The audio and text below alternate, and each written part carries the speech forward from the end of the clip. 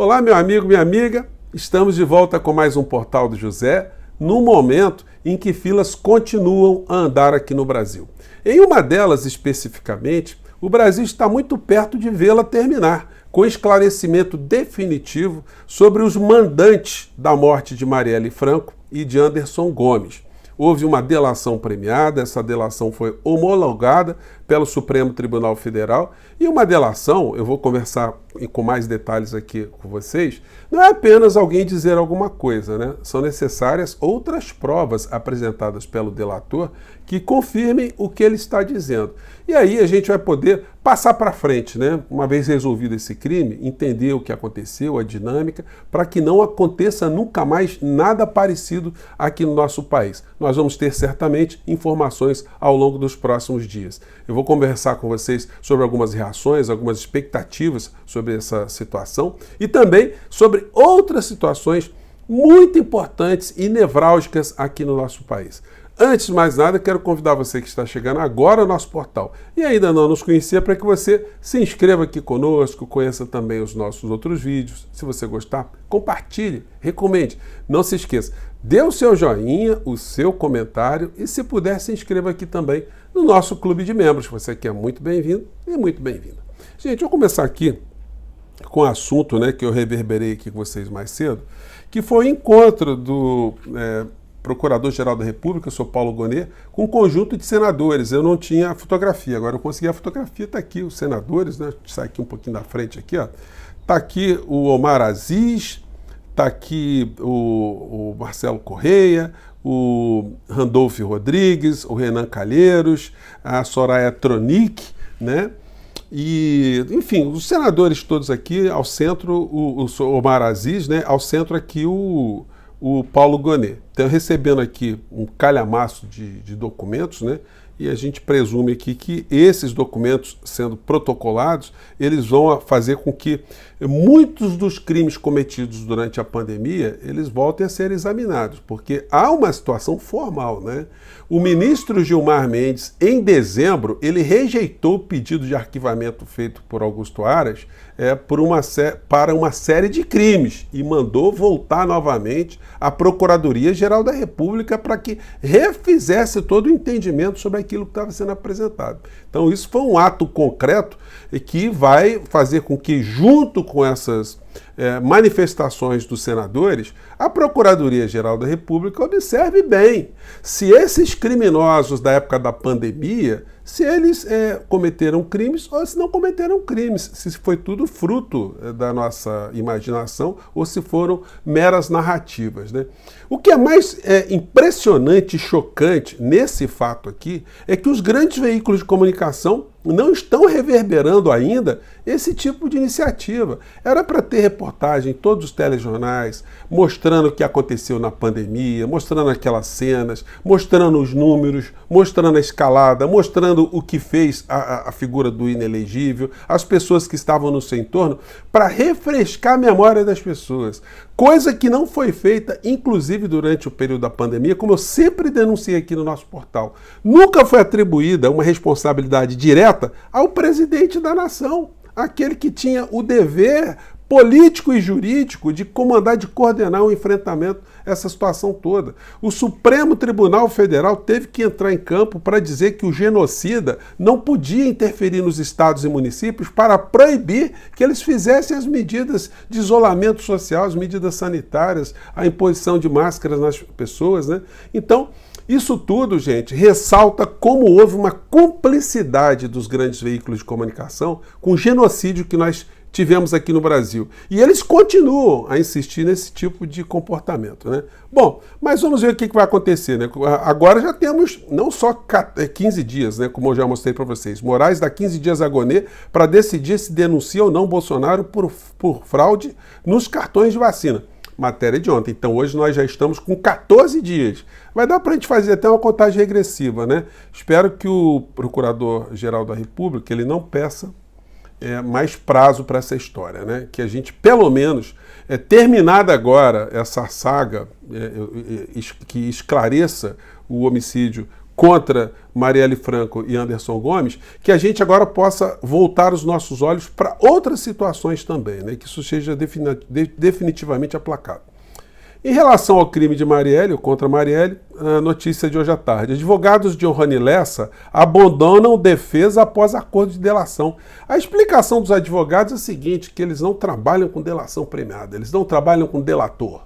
Gente, o negócio é complicado para um advogado dizer isso, né? Porque o advogado, ele tem que advogar. Advogado, do latim, vem advocare, falar pelo outro. Você tem que falar por alguém que não tem condição de se defender sozinho. Você tem que ajudar a pessoa a diminuir a incriminação, esclarecer o que está acontecendo para dar, no mínimo no caso de uma condenação, algo que seja justo conforme diz a lei.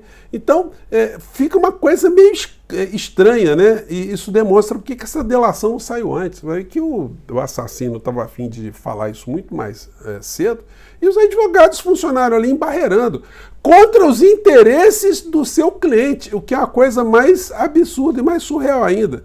Porque a legislação, gente, aqui da delação premiada, ela diz o seguinte, o artigo 4º, o juiz poderá, a requerimento das partes, conceder o perdão judicial, reduzir em até 2/3 a pena privativa de liberdade ou substituí-la por restritiva de direitos daquele que tenha colaborado efetiva e voluntariamente com a investigação e com o processo criminal, desde que essa colaboração advenha um ou mais dos seguintes resultados. Aí vem ali a identificação dos demais coautores e partícipes da organização criminosa, das infrações penais por eles praticados.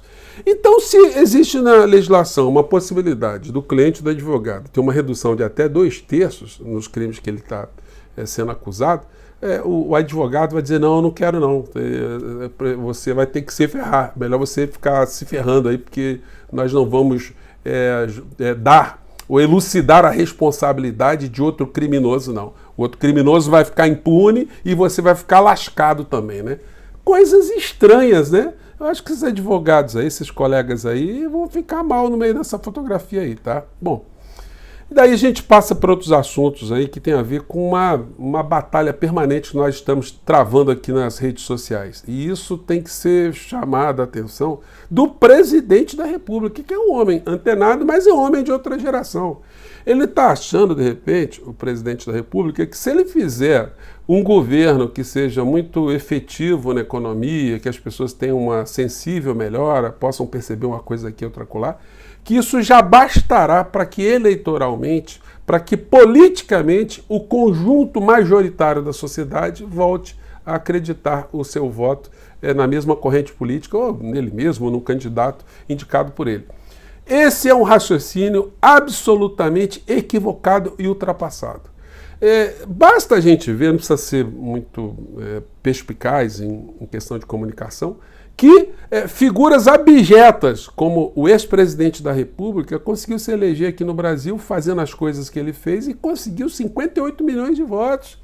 Porque justamente se utilizou de outras ferramentas que não passaram diretamente pelo apoio permanente dos grandes veículos de comunicação. Havia ali uma simulação de briga, eu estou escrevendo sobre isso, estou trazendo uma série de informações, em breve eu vou começar aqui com vocês, mas na essência, na estrutura, tanto os grandes grupos econômicos, os grupos midiáticos e o governo Bolsonaro caminhavam na mesma direção. Isso apoiado pelas redes extremistas, que nas pautas econômicas, junto também com uma série de pastores vigaristas da fé, empresários da fé, colocaram o Brasil diante do abismo que nós ficamos. Então não é questão meramente de fácil resolução, apenas com resultados na economia. Hoje comentei com vocês mais cedo, esse editorial aqui do Globo, onde eles falam que o problema do governo não está na comunicação. Tá sim!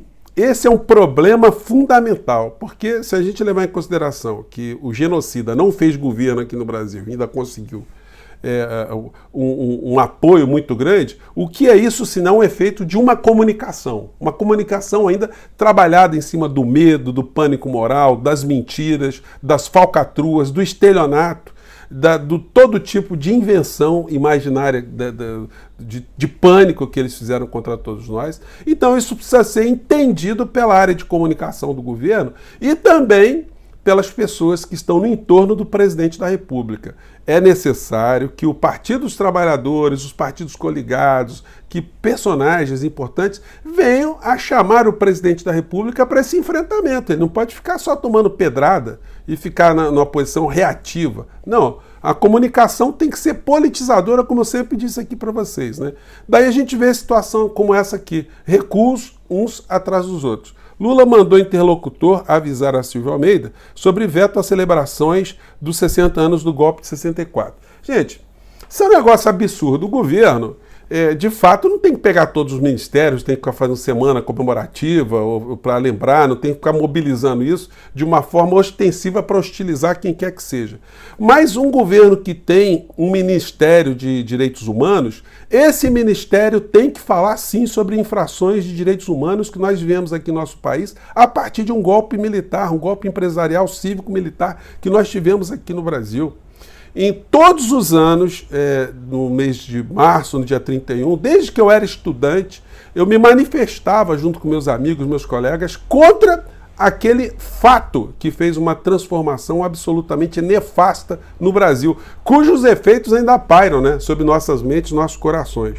Não é por outra razão que na publicação de um livro da minha querida Faculdade Nacional de Direito, da Faculdade de Direito da UFRJ, o Centro Acadêmico fez um livro lá, pela passagem dos 90 anos do Centro Acadêmico, e eles colocam nesse livro uma fotografia com o rapaz em cima aqui de uma Kombi, né, o batalhão de choque ao redor, numa cerimônia que reuniu muitos estudantes e mais policiais do que os estudantes.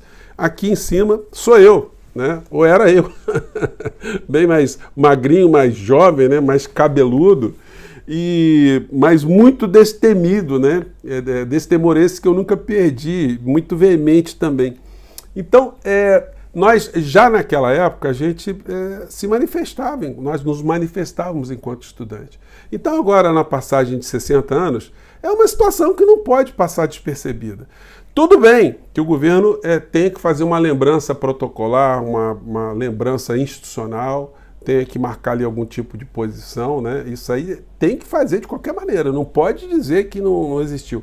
Agora, se o ministro dos Direitos Humanos ele tem que passar batido por essa, olha, o Ministério dos Direitos Humanos ficou desmoralizado, ele ficou meramente cosmético. O senhor Silvio Almeida tem que entregar o boné e falar, olha, não dá para eu ficar aqui não, tá? Desculpem estar sendo assim muito enfático, mas o próprio ministro tem que chegar para o presidente da República e falar, presidente, não dá, né? Eu não posso ficar aqui e fingir que não vi essa situação, que não aconteceu. E a sociedade civil não tem que ficar dependendo do governo, não. As instituições estudantis, os sindicatos, as instituições de direitos humanos, todas elas têm a liberdade e o dever, a obrigação de lembrar desse episódio, né? Então não podia deixar de passar batida esse tipo de percepção, até porque os militares da reserva continuam fazendo os seus convescotes, né? Vão fazer almoço. Pesquisadores criticam o evento de clube militar que celebra golpe de 64. Então vai ter gente festejando por um lado e a gente tem que marcar posição por outro, né? Nós aqui nas redes sociais, enfim. O Partido dos Trabalhadores, o partido do presidente Lula, está com posições muito cosméticas também. Estão entendendo que as coisas estão indo no rumo certo, que a economia está indo bem, então está tudo bem. Não está, não. Se vocês ficarem com esse tipo de pensamento, o Titanic vai bater no iceberg. Vocês têm que pegar o comandante, todos nós temos que pegar o comandante, o barbudo lá, a barba branca, né? E dizer, comandante, o navio está rumando em direção ao iceberg. Se o senhor não desviar, o senhor vai abater. Não adianta a gente falar, não, mas o cara é o comandante, ele sabe o que está fazendo. Às vezes não sabe, senão o Titanic não tinha batido no iceberg, né? Então a gente fica vendo aqui a Gleisi Hoffmann, que é presidente do PT, tem que ser mais contundente, o partido tem que ser mais contundente, os partidos coligados têm que ser mais contundentes. Eu entrei aqui no site do Partido dos Trabalhadores, gente, me desculpem, tá? Parece um partido político da Dinamarca. Quando você entra aqui no site, só situações, fala aqui, dá uma notícia aqui do Bolsonaro e tal. Com Lula, cenário econômico melhorou e o país voltou a crescer em apenas 1 ano e 3 meses. Se ficarem só com essa perspectiva, depois a gente vai ver retrocessos gigantescos acontecerem aqui no nosso país, como aconteceram em outros pontos, né? Ainda está em tempo de reverter tudo isso. e eu julgo que é papel de uma pessoa como eu, aqui, que conversa com tantas pessoas, né, pessoas conscientes, politizadas, adultos, pessoas que militam, para que a gente jogue uma corrente de energia para que o presidente da República, que é o principal líder político do campo progressista, para que ele desperte do que está acontecendo e não se deixe levar pela armadilha do oba-oba, do já ganhou, do que a economia está indo bem, porque senão a gente vai ter surpresas muito desagradáveis, né? Bom, pelo menos filas continuam a andar. Eu fico por aqui, gente, mais uma vez. Muito obrigado e mande seu comentário aí. Estou falando coisas muito erradas? Um abraço. Tchau.